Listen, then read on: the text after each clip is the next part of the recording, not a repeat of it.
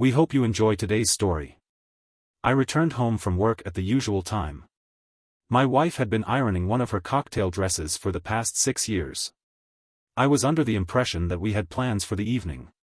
I was pleased to have the opportunity to take my wife out into the city. As we walked down the street, she always looked very attractive. The envious glances of other men never failed to excite me. She was with me, and they were left only to watch her tan. Her deep brown eyes continued to excite me, and when combined with her long flowing hair and slim athletic body, they created a stunning image.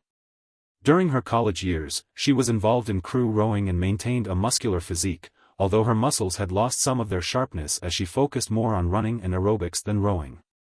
Before I could inquire about our plans for the evening, she redirected the conversation. The conversation took an unexpected turn. Mara inquired about a person I had encountered earlier that day. I was initially uncertain about the identity of this individual, particularly given the likelihood that she would be pleased to see them. After a moment of reflection, I recalled a potential candidate, Anthony. I inquired about the likelihood of this being the same Anthony who had been my high school sweetheart. In response, she confirmed that this was indeed the person in question. During the final 2 years of high school, I had never had the opportunity to meet him, having only recently met Maria in college. However, I had heard a great deal about him. In fact, I had heard so much that I was almost certain of his identity. They had broken up, it seemed, only because their colleges were so far apart. Nevertheless, they were in love, at least according to her. Although I met my future wife during freshman orientation, we hid our relationship from one another immediately. I was forced to settle for friendship because she was not yet ready for a relationship. By the end of our first year, however, she had agreed to be my girlfriend. She became my girlfriend, but she returned to her hometown of Salina, California, for the summer. I visited her for a few days and met her large, traditional Mexican family. They welcomed me, a white male, into their clan without hesitation. I wondered if Anthony had appeared during that summer, but none of us brought up that topic. I hoped that their encounter was in the past. Where did you run into him? I asked in the lobby of my office building. I had just returned from lunch. I observed him in the lobby and was attempting to ascertain whether it was indeed him when he recognized me with immediate recognition. He is a representative for a pharmaceutical company that visits this region every other Wednesday to meet with medical professionals in this building. This is not unexpected, though it is surprising.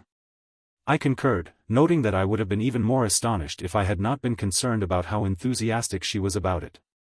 What are the odds of his randomly meeting her? I was nevertheless astonished. We are having dinner tonight to catch up, which explained the cocktail dress. I was not keen on the idea of a third person being present during our dates. I would have preferred her to be alone, but this was a special situation, and I was willing to accept it to make her happy. When should I be ready to go out? She stopped ironing. I'm sorry, darling. I didn't mean that. We are all having dinner, just him and me. I didn't like how that sounded. What do you mean, just him?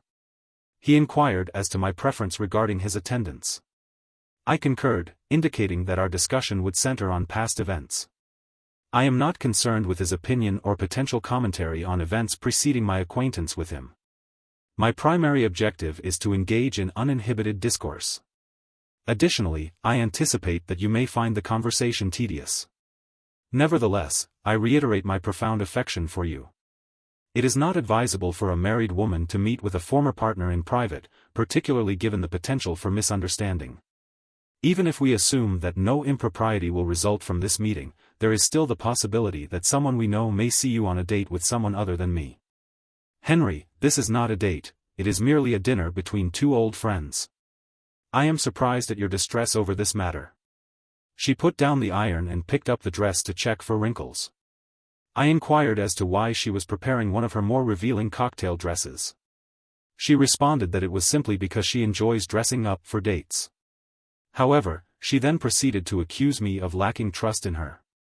While I do trust her, I believe that there is more at stake here than just trust. How would she feel if I insisted on going to dinner with one of my former romantic partners? If I were to engage in a discussion with my friends about this topic, I would suggest that it is acceptable to decline the invitation because I trust you and I know you love me and only me. However, I am not convinced that this is a reasonable argument. Maria, I am not comfortable with this decision. You are not going to dinner with Anthony alone. You are not going, or I am going with you. This angered her. She stated that I am not her father and that I am her husband. I am an adult and I have the right to make my own decisions. A woman cannot dictate my actions. I am going, and you are not. If you do not approve, that is unfortunate, but it is your prerogative. She removed the dress from the ironing board and proceeded to the bedroom, closing the door behind her.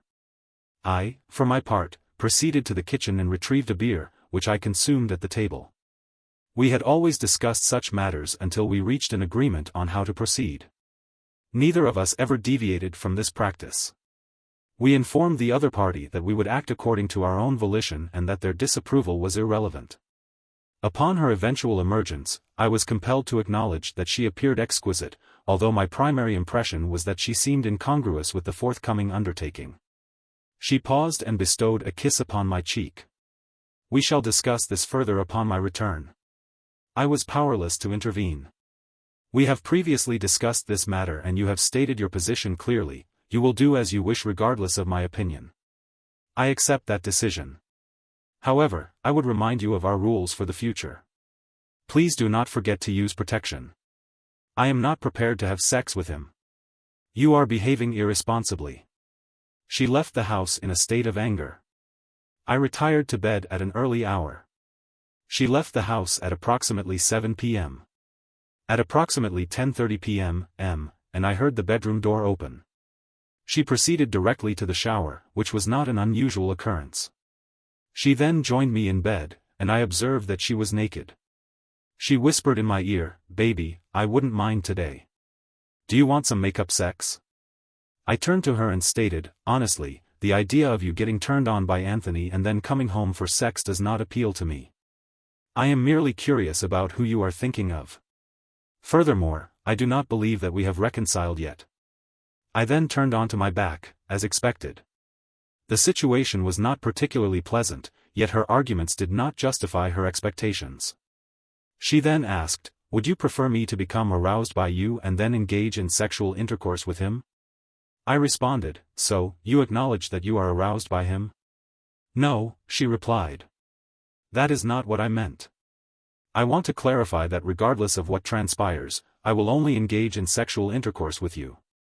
I love you, and I am perplexed by your inability to comprehend this." She remained silent, unable to grasp my perspective. I then stood and turned to face her, stating, "I am at a loss as to why you are unable to understand. I must comprehend why this bothers me. It is irrelevant who you were to him previously. Now, however, you are my wife, and thus my feelings should be taken into account.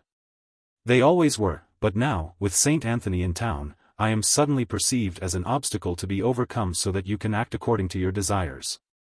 You are correct. I am sorry. I should have been more attentive to your feelings. I became distracted and excited about seeing him again and forgot who truly matters to me. Please forgive me. I am relieved." She finally grasped that I had pulled her close to me. Of course, I was willing to forgive her. She looked up at me with her beautiful brown eyes and asked, "Now, can we make love?" I agreed, and we proceeded to engage in sexual intercourse. I had forgotten about this until 2 weeks later, when Maria called to inform me that she was going to be working late at the office. She needed to complete a special project, and the day in question was Wednesday, which was when Anthony was scheduled to pass through on his regular route. I was incredulous, convinced that this was no mere coincidence. On my way home from work, I elected to make an unscheduled visit to her office on my way home. I procured a couple of sandwiches, feigning that I was merely delivering her dinner. I am, I suppose, rather considerate, don't you think? I proceeded to register at the security desk and made my way to her office. Maria was employed in the reception area of a large insurance company, and it was the first occasion in 3 years that she had been required to remain at work beyond the standard hours. The entrance door was locked, as it was after hours, so I knocked. The door was glass, so she saw me as she approached it. I anticipated that the office would be empty, but she was sitting at her desk, she was working. As soon as she saw me at the door, she turned around and greeted me with a smile. "Hi, baby," she said. What a pleasant surprise. She came over and kissed me. "What brings you here?" she asked. "I brought you a sandwich for dinner. I thought we could have dinner together, even though you had to stay late at work." "Let's eat," she said. "Let's be quick, though. The longer I spend without working, the longer I'll have to stay here." We ate for about 15 minutes, talked about our days, and subsequently, I permitted her to resume her duties.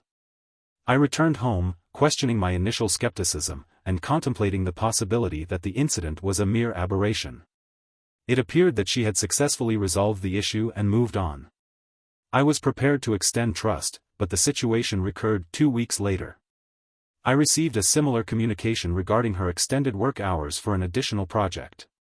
If accurate, it indicated that the company was recognizing her contributions and entrusting her with greater responsibilities, which was a positive development. However, I remained uncertain about the underlying motives. The timing was too coincidental. This time, I simply called her, even though it was her direct line.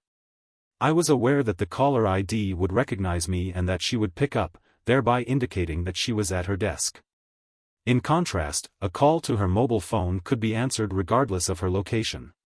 This seemed to be a straightforward way to verify that she was at her desk when she said she would be.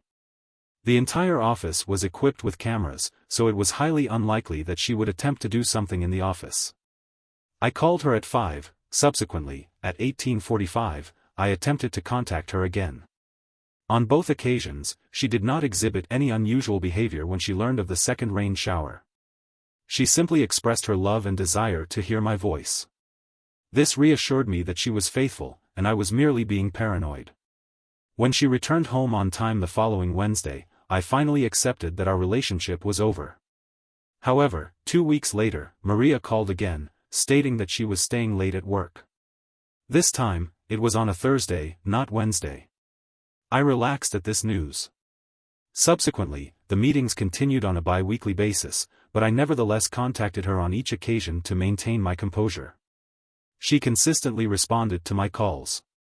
It is plausible that the arrangement would have persisted indefinitely had it not been for the office party that I organized for the employees of MEA's insurance company. This event took place approximately 4 months into the aforementioned ordeal. It transpired on a Friday evening in the banquet hall of a nearby Mexican restaurant. The company held 2 such events annually, one in December and one in June. On this occasion, I recognized some individuals, though I did not know their names. I did not learn the names of these individuals, as I saw them so rarely throughout the evening. I conversed with other participants, some of whom were spouses, significant partners, and some were employees. The pivotal conversation commenced with an elderly woman named Sheila, who introduced herself as the office manager and chief coordinator of extra work. In response, I joked, "So you're the one putting an end to my married life?" Sheila appeared perplexed, so I apologized, explaining, "If that's the case, I'm not quite sure what you." Sheila stated that she was attempting to maintain a casual atmosphere. I then brought up the special project that was regularly assigned to Maria, which resulted in her staying a few hours late on a couple of occasions each month. Sheila's expression then became serious. "I'm sorry, Henry, but I'm a bit confused," Sheila said. "Over the past few months, I haven't assigned any additional projects to your wife. We only had a couple, and both were given to other people." Sheila then informed me that, in recent months, she had sometimes worked late, but that was done to make up for the 3-hour lunches. I was rendered momentarily speechless by the realization that I had been duped. I mumbled an excuse about being distracted while a knot formed in my stomach. I excused myself to the bathroom but managed to keep my dinner down. I took my wife at her word and considered the implications of her actions. It seemed like everything was falling apart. The idea that she was staying late to cover for long lunches just didn't occur to me. The transition to Thursdays was elucidated in a straightforward manner. Anthony could have merely altered his route, perhaps he did so because I appeared suspicious, or perhaps it was merely a coincidence. In any case, the situation was now clear. The only remaining element was evidence. When the next Thursday arrived, I parked my friend's vehicle near my wife's office building. As expected, she emerged shortly after 12 o'clock. At 12 o'clock, I observed my wife and the individual I believed to be Anthony emerge from the lobby, holding hands, and proceed towards the parking lot. I captured a few images of them as they walked. I was somewhat surprised by their apparent openness, as though her colleagues were unaware of my identity. However, I presumed they recognized that I was not the individual in question, as Mara had a Camry, while Anthony's vehicle was a Ford Taurus. I followed closely behind them, maintaining a safe distance while remaining inconspicuous. They proceeded to a Super 8 motel, where they parked. From my vantage point behind them and bypassing the office, it was evident that their departure was premeditated. I parked in close proximity and proceeded to document their movements. He proceeded to lead them inside, opening the door to a hotel room. They paused at the threshold, and she kissed him with evident passion. I observed his hand move to her chest, and my stomach tightened. I noted that she was still wearing her rings. I considered whether he found it arousing that she wore my rings during their sexual encounter. I made several calls, arranged to meet with a lawyer, and informed the office that I would be absent for several days. Primarily, I sat and waited. Finally, around 2, on the 30th, the door opened once more. I resumed taking pictures. Maria was still fastening and straightening her clothes. Her hair was noticeably tousled. I did not require action shots to comprehend the situation. The fact that she was with him in the hotel was sufficient evidence. I stored my phone and proceeded home. I was grateful that we had not started a family or purchased a house. This breakup would have been relatively straightforward in terms of logistics. There were only our cars and a modest sum of money in the bank that could be divided equitably. The call came as anticipated. She was engaged in a late-night work session on a new project. I simply stated that everything was well and that we would meet at 7:30 p.m. I did not contact her that evening, as I believed it would be unnecessary, but she was aware of my actions. I was compelled to consider her perspective.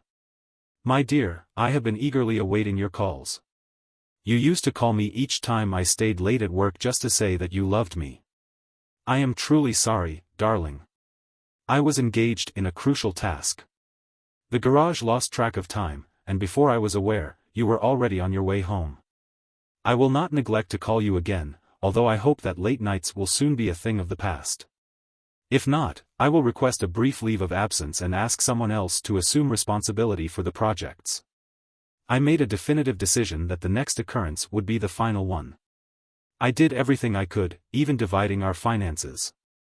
I paid all the bills and handled the banking operations so that she would not notice anything, although I was aware of what would happen and chose not to do so.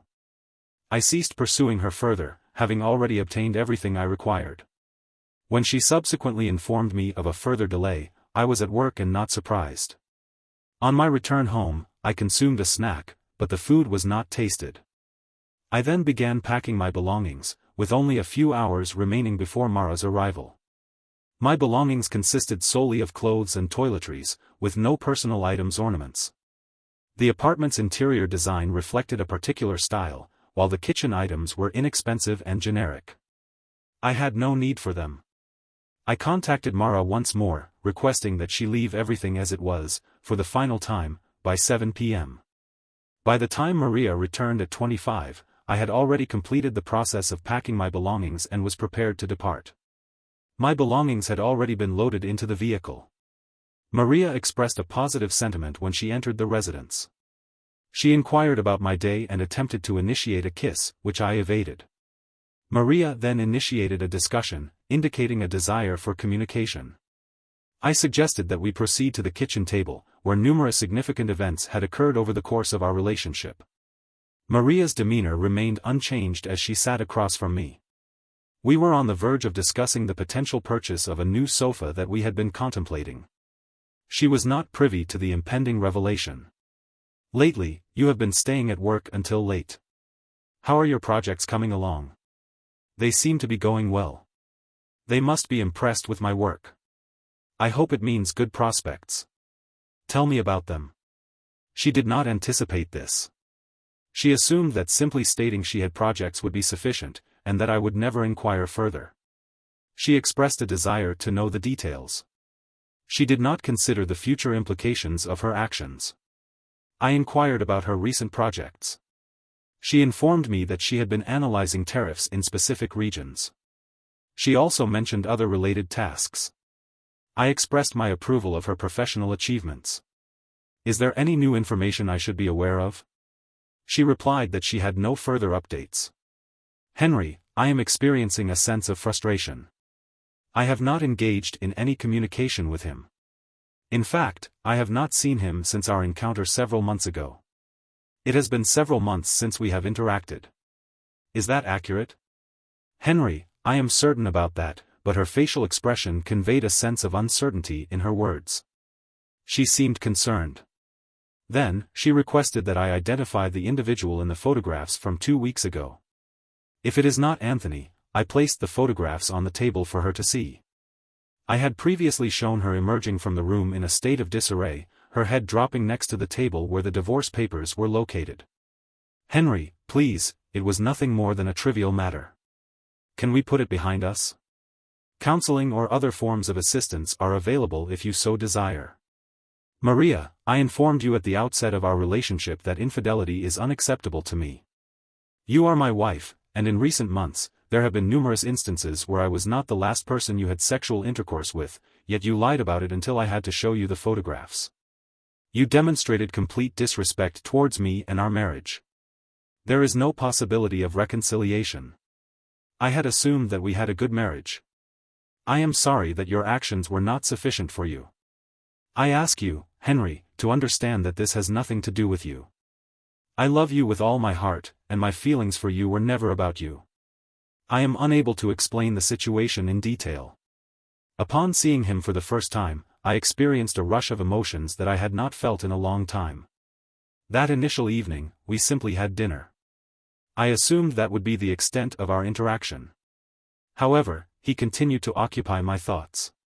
When I met you, I was a virgin and had never experienced this with someone I considered my first love. I became deeply invested in the situation. When he returned after 2 weeks and invited me to lunch, I agreed. Ultimately, we ended up in a hotel. I engaged in the sexual act.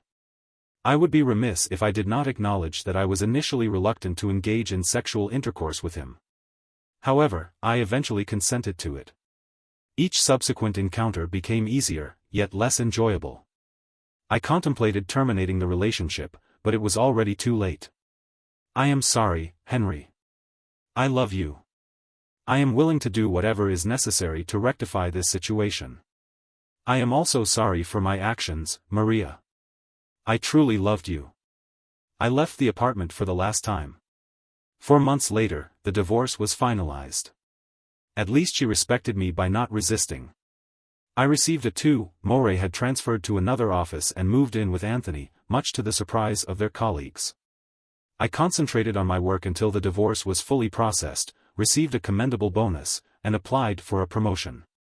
When a prominent Japanese electronics manufacturer expressed interest in our company, I was selected to represent us in a presentation. Despite my awareness that a romantic relationship with her was no longer a possibility, I still experienced a sense of longing for her. She had always been the most beautiful woman in the world to me, and I found it challenging to move on from that initial impression. Nearly a year after our last encounter at the kitchen table, I received a message from Maria. She informed me that she was in town and requested a meeting for drinks. We agreed to meet at a small bar near my apartment. I observed her at the other end of the room when I entered the bar near my apartment. I immediately noticed that she had lost weight. She still appeared beautiful, but in a different way. I greeted her warmly, embraced her briefly, and kissed her on the cheek. I inquired about her motivation for visiting the area. I sat across from her at the table and ordered a cola, which I had never consumed before. Mara was aware of her preference for alcohol, but was somewhat taken aback when she saw her adding a strawberry daiquiri. Alcohol, Henry? That's not like you. Over the past year, everything has changed a lot. Life is full of surprises. Perhaps that's true. I've been thinking about moving back. I miss this place. Can Anthony work in this area? These were genuine questions. I had already forgotten about anger and resentment. We are no longer together, he cheated on me. Is that so? I thought it was ironic that I wasn't the only regular stop on his route even then, and he didn't stop with any of them, even after I moved in with him. I'm sorry to hear that. How did you find out? It seems there are other husbands who turned out to be unfaithful. Some of them gathered together to physically express their dissatisfaction with him sleeping with their wives. They even went so far as to suggest that he moved to another place after he left the hospital. He disappeared, and she did not seem particularly disappointed. It could not have happened to a nicer person. Are you trying to return? I am attempting to secure employment with that company, but all such efforts are currently on hold while I engage in negotiations regarding a specific case. She smiled at me with that smile of hers, the one I could never resist. However, everything had changed, as I have previously stated. Maria, I am aware of Henry's identity. I deeply regret my actions. I was foolish to fall in love with a memory of someone who no longer exists. Existence is a possibility, and perhaps never did we have a wonderful marriage and I still love you. I've learned my lesson. Is there a chance that a figure in a knee-length blue dress entered the door and made her way to my table? Or, more precisely, to me, the tall blonde woman put her purse on one of the other chairs and kissed me on the cheek. Hello, darling. I apologize for being late. I had a lengthy business meeting, so I did not immediately respond. She took the daiquiri and sipped it through the straw for an extended period. I understand that I received your message. I am aware that there are still outstanding issues, but I am no longer interested in discussing work and am ready to commence our evening. I initiated the introductions. This is Maria, my former spouse. Wife Maria, this is my girlfriend Renee. It is a pleasure to finally meet you, Renee, she murmured, and it was genuinely sincere. I was pleased when Henry informed me that you were in town and that we would meet for a drink.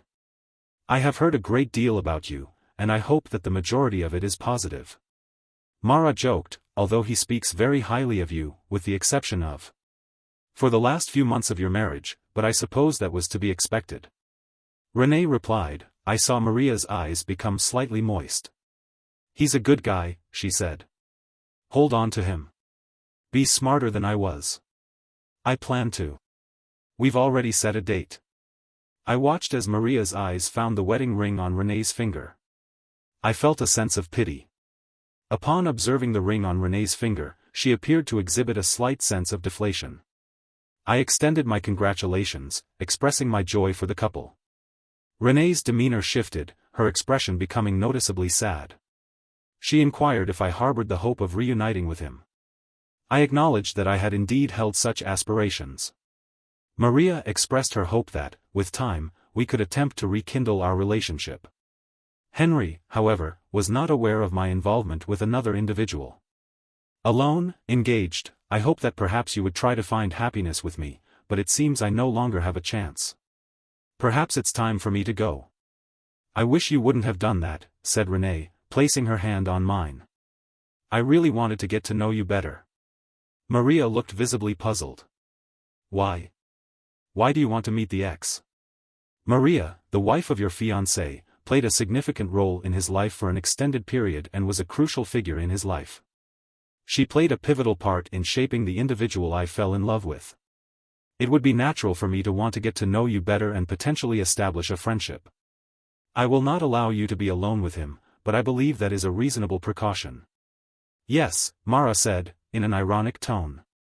As someone once advised, it is unwise for a couple to be alone with their former partner. If only she had heeded that advice when I gave it to her. Thank you for being with us and listening until the end. If you found it interesting, please subscribe, give us a like, and leave your comments.